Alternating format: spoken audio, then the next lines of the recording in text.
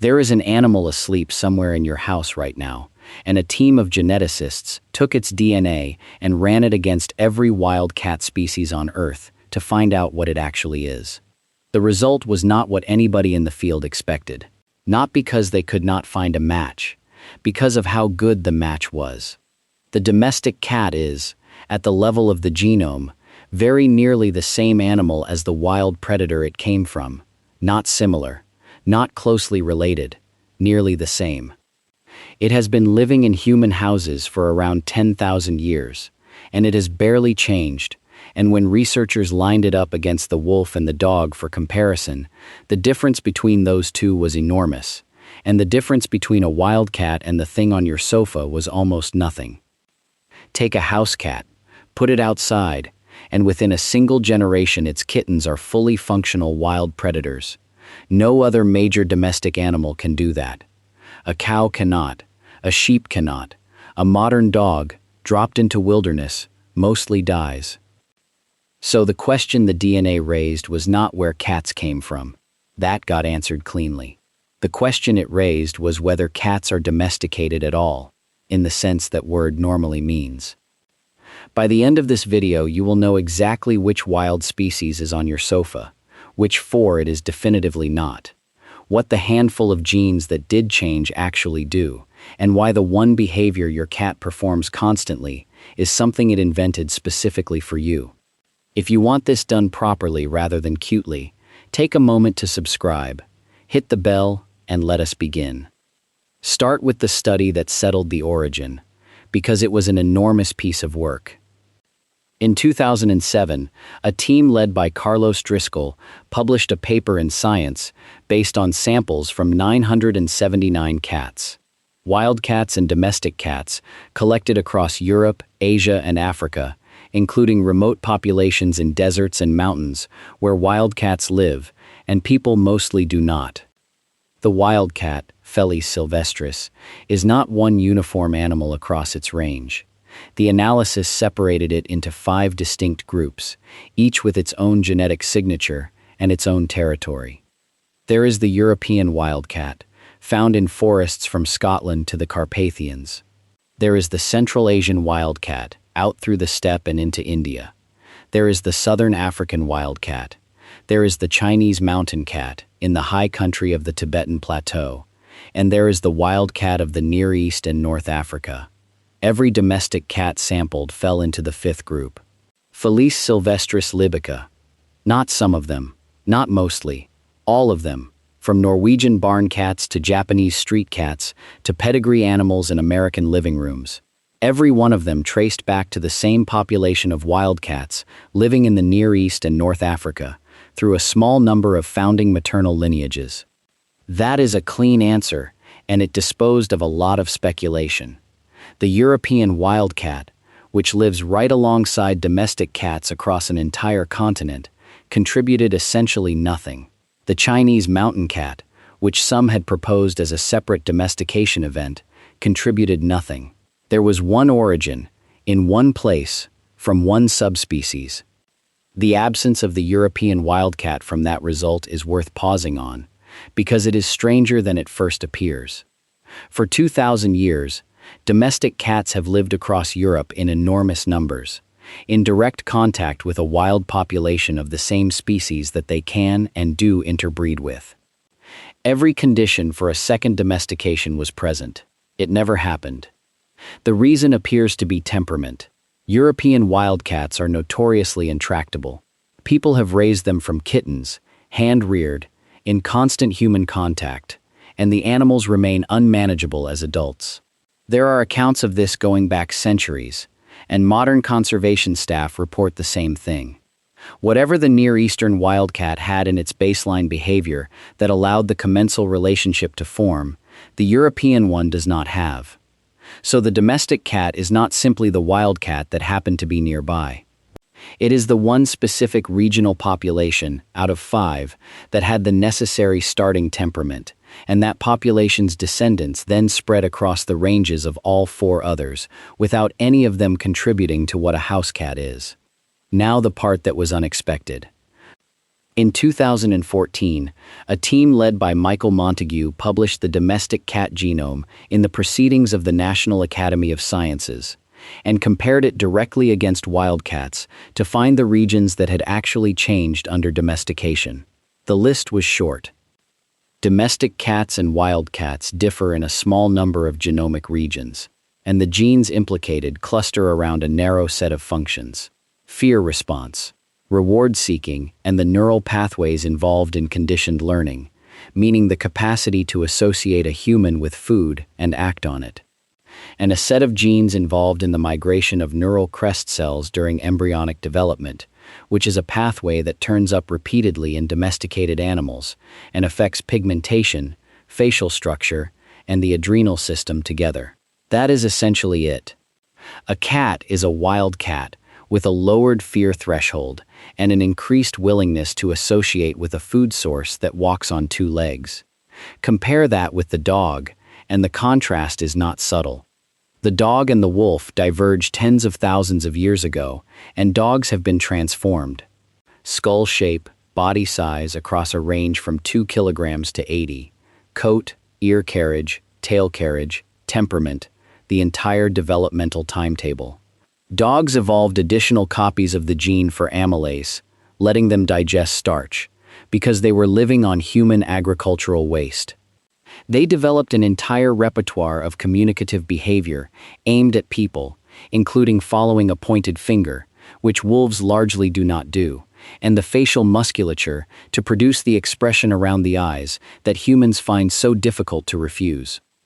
Dogs were remade, cats were let in. The reason for that difference is in how each animal arrived, and the cat took a route that biologists call the commensal pathway. Nobody set out to domesticate a cat. There was no task. A dog was useful for hunting, herding, guarding, and hauling, and people selected for those things deliberately over thousands of years. A cat was useful for exactly one thing, and it was already doing it for its own reasons. When agriculture began in the Fertile Crescent, people started storing grain. Grain stores attract rodents. Rodents attract small predators. Wildcats moved into the edges of human settlements because that is where the food was, and there was no reason for anyone to stop them. And then selection happened without anyone intending it. The wildcats that were slightly less panicked by human presence could stay closer to the best hunting. Staying closer meant eating better. Eating better meant more kittens. Over a long enough period, the population living around the granaries became measurably calmer than the population that stayed out in the scrub, and that is the entire mechanism. Cats were not bred, they were tolerated, and they selected themselves for tolerance of us. Which is why the genetic changes are so few. There was never a breeder deciding which animals reproduced. There was only a filter, and the filter was very simple, and it changed one thing. The archaeology backs this up in a way that is genuinely moving. On the island of Cyprus, at a Neolithic site called Chilorokambos, excavators found a human burial around 9,500 years old. Buried alongside the person, in the same pit, positioned deliberately, was a cat. Cyprus is an island and it never had native cats. That animal had to be carried there by boat, deliberately, by people who wanted it with them. 9,500 years ago. That is 4,000 years before Egypt, which is the civilization everybody associates with cats, and which turns out to be a later chapter rather than the first one. And the details of that burial are worth having. The cat was about 8 months old. It showed no sign of having been killed for the burial. It was placed roughly 30 centimeters from the human, in the same small pit, and both were oriented the same way. Alongside them were polished stones, ochre, flint tools, and shells. Whatever relationship that represents, it was not a working arrangement about rodents. Somebody carried a cat across open sea to an island, kept it, and when a person died, the cat went into the ground with them. 10,000 years of the same behavior, with the earliest example already fully formed. The Egyptian chapter is real, though, and modern ancient DNA has mapped it. In 2017, a team led by Claudio Ottoni analyzed DNA from more than 200 ancient cats spanning 9,000 years, from Neolithic sites, from Egyptian tombs, from Viking ports, from all over the Old World. They found two separate dispersals. The first came out of the Near East with early farming, spreading with agriculture into Anatolia and then Europe.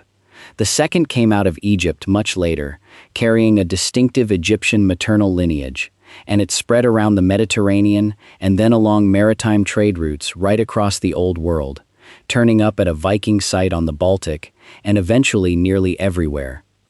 Cats traveled on ships because ships have grain and grain has rats, and a cat solves that. The global distribution of the domestic cat is essentially a map of maritime trade. Now here is a detail from that study that reveals just how recently anybody started shaping this animal deliberately. The tabby pattern comes in two main forms. The mackerel tabby has narrow vertical stripes, and it is the ancestral pattern, the one wildcats have. The blotch tabby has the wide swirling marbled pattern, and it is caused by a mutation in a gene called TOCPEP. The blotched pattern does not appear in the archaeological record until the medieval period, and it does not become common until later than that. Which means that for the first 8,000 years or so of living with humans, cats essentially all looked like wildcats. Nobody was selecting for appearance at all. The first evidence that anyone was choosing cats for how they looked rather than what they did is medieval. And the genetics of cat color is still being worked out right now. The orange coat, one of the most familiar variations in the world and the reason nearly all orange cats are male, resisted explanation for over a century. The gene responsible was only identified in 2025 by two independent teams working separately, and it turned out to be a deletion affecting a gene called ARHGAP36 on the X chromosome. A basic question about one of the most common animals on Earth, unanswered until the year before last. The breeds are more recent still. There are somewhere between 40 and 70 recognized cat breeds, depending on which registry you ask. There are well over 300 dog breeds, and the great majority of cat breeds date from the last 150 years, created during the Victorian cat fancy and afterwards, mostly by selecting for coat and color rather than for any function. A Persian and a Siamese are different from each other in ways that are visible. A Great Dane and a Chihuahua are different from each other in ways that are almost incomprehensible for one species. That gap tells you how much less selection cats have been subjected to. So what did actually change in the cat, behaviorally? The fear threshold, as the genome shows. And one other thing, which you experience every day and probably have never questioned. Adult cats in the wild are largely solitary, and they do not meow at each other. Kittens meow at their mothers, and adults use scent, posture, and a range of other vocalizations with each other. But the meow as a persistent, repeated, attention-directed call is not a normal part of adult wildcat communication. And studies comparing the vocalizations have found that domestic cat meows differ acoustically from wildcat vocalizations in ways that humans find more pleasant and more urgent, and that individual cats develop individual calls that their own owners can distinguish and that strangers often cannot. In other words, the cat took a kitten behavior, retained it into adulthood, aimed it exclusively at a different species, and refined it into a personalized signaling system for each individual human it lives with. That is the one thing your cat genuinely evolved for you. Everything else it brought with it. And the purr is worth a line here too, because people assume it belongs in the same category and it does not. Purring is ancestral. Wildcats purr. So do cheetahs, lynxes, and most of the smaller cats. And the reason the big roaring cats cannot is a difference in the hyoid apparatus in the throat, which is ossified in purring cats and flexible in roaring ones. An animal can do one or the other, not both, which means the purr was not developed for humans. It is a communication signal cats already used with kittens and with each other, and it has been redirected at us the same way the meow was, into an animal that was under no obligation to redirect anything. There is also a physical change, and it is the standard one. Domestic cats have smaller cranial capacity than wild cats do. That is not a slur on the animal. Reduction in brain size relative to the wild ancestor is one of the most consistent findings across all domesticated species, from pigs to sheep to dogs, and it is thought to relate to reduced demands on the stress response and sensory systems in an environment where much of the danger has been removed. The cat's reduction is real, but modest, which is exactly what you would predict from an animal that is still doing most of its own hunting and still handling most of its own problems. And here is where the incompleteness of the whole process becomes obvious. Dogs met us halfway metabolically. They evolved to digest starch because they were eating our leftovers. Cats did not move at all. The domestic cat remains an obligate carnivore, meaning it must obtain certain nutrients directly from animal tissue and cannot synthesize them. It requires taurine from meat. It requires preformed vitamin A because it cannot convert the plant version efficiently. It requires arachidonic acid.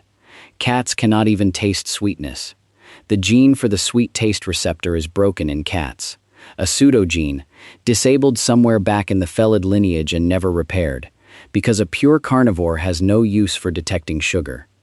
So after 10,000 years of living in human houses and eating human food, the cat's dietary biology is unchanged from that of a desert predator. It did not adapt to us. We adapted the food.